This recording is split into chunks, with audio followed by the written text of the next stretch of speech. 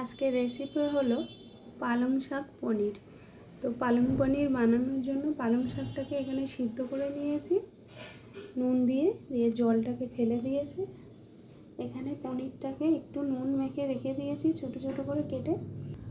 তো বাটার জন্য এখানে দিয়ে দিচ্ছি মিক্সিতে। তো এখানে পালং শাকটা বাটা হয়ে গেছে। তো রান্নাটা নিরামিষই হবে। কড়াইটা গরম হয়ে গেছে, এখানে আমি সাদা তেল দিয়ে দিচ্ছি।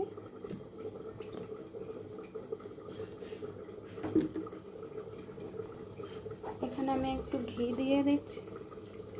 তেল দেওয়ার পরে ঘি দিতে হবে, তা না হলে কড়াইতে ঘি দিলে ঘিটা পুড়ে যায়। তো সাদা তেল দেওয়ার পরে ঘি দেওয়া হলে তাহলে আর পুড়ে না। তো এখানে দিয়ে দিচ্ছি তেজপাতা, গোটা গরম মশলা, আদা। এখানে দিয়ে দিচ্ছি পনির।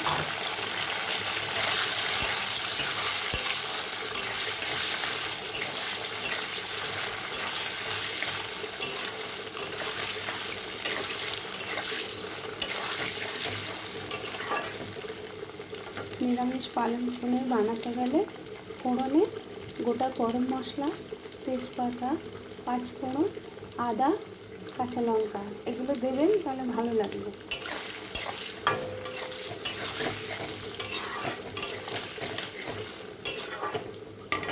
এটা খুব বেশি ভাজবো না, পনিরটা ভাজলে শক্ত হয়ে যাবে, এরকম হালকা ভাজাই থাকবে।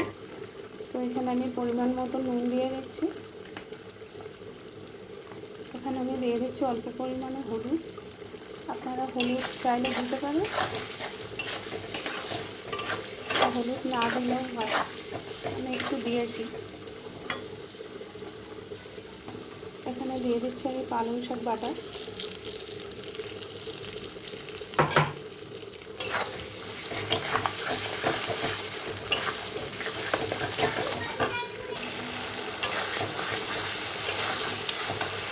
এটা কষানোর জন্য এখানে একটু জল দিয়ে দিচ্ছি।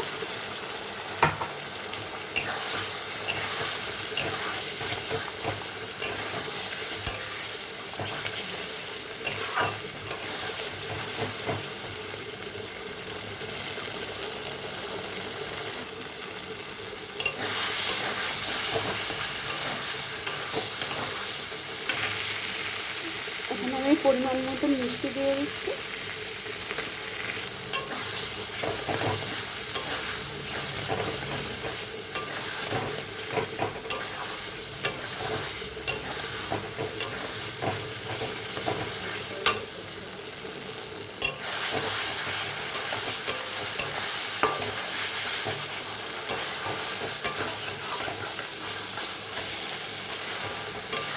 তো এটা হয়ে গেছে, তেল ছেড়ে গেছে, গন্ধটাও বার হচ্ছে ভালো। নামানোর আগে একটু ঘি দিয়ে দিচ্ছি।